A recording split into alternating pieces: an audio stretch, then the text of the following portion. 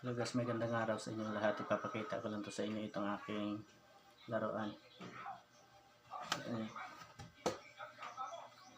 Ito ay alcohol gun. Hindi naman to bago sa paningin natin kasi marami naman tayong nakikita tulad nito, alcohol gun. Ang maganda nga lang to sa akin, ang kaibahan nito sa iba, ginawa ko tong may magasin to. Ginawa ko siyang magasin, itong magasin niya. Yan. May spring ito sa ilalim, kita niyo. May spring. Kaya niya itong itulak ang bala natin. Ay, pasok ko dito. Ganyan siya.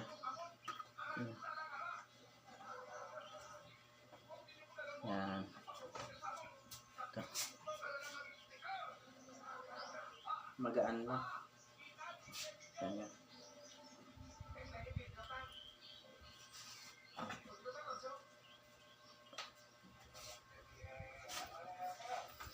Hindi naman to mahirap gagawin kasi simple lang naman to. Di magasin nga siya pero simple lang. Simple but powerful. Ito, ang naman natin, ang tangke naman natin. Ito, square tube na to ba ito? Nilagyan ko ng dalawang divider, winelding ko lang. Ang divider niya ng flat bar. Nilagyan ko dito, at saka dito. Winelding ko. Medyo mahirap na lang i-welding kasi nasa loob eh. Pero hindi ka matatakot na baka sumabog o kaya matalsikan yung mukha mo kasi nakaganyan kaya kapag binaputok mo eh. Hindi siya sumabog kasi sobrang tibay nito kasi bakal. Tsaka dito naman itong niya kahoy. Hindi talaga ito basta-basta masisira o kung mabali man lang. Kasi kahoy, matibay ito. Maganda itong gamitin sa sa bukid, pang-hunt natin. Pang-hunt natin kung ibon ba.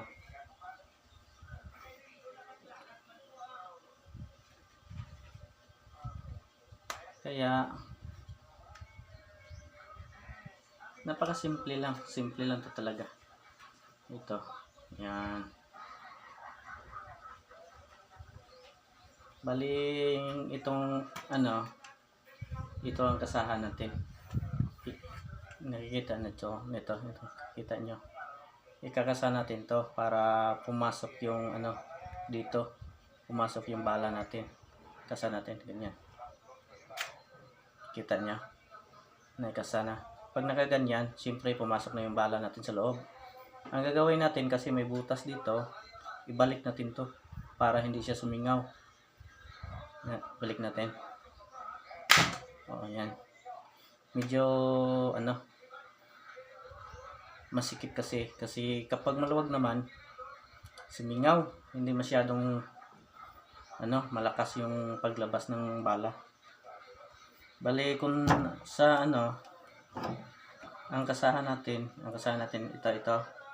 Bali ganito lang to.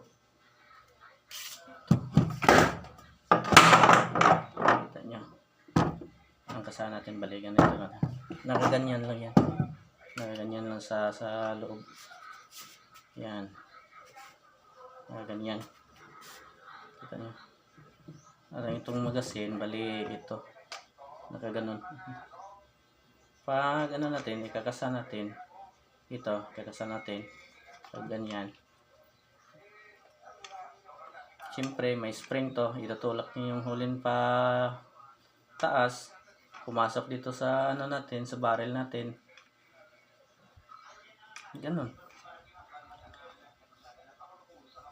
Ang ginawa ko sa natin dito, pag may butas na to dito, nakaganyan siya, pumasok sa loob para hindi pumasok yung natin, hulin sa tangke o kaya lumabas doon sa barrel natin.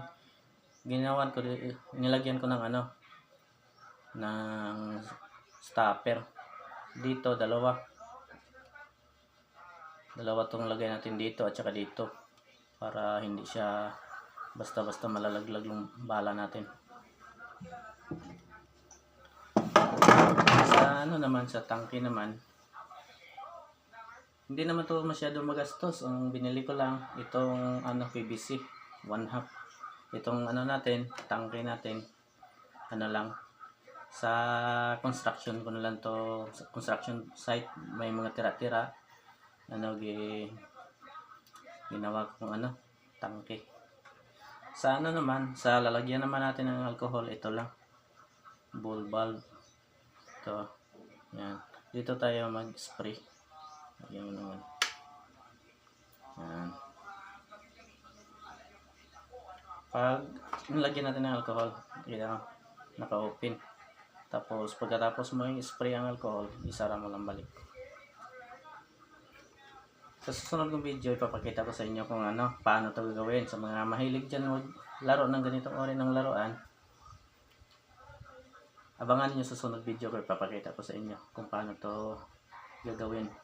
Mula na hanggang sa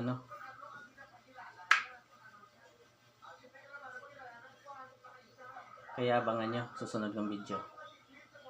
Thank you guys.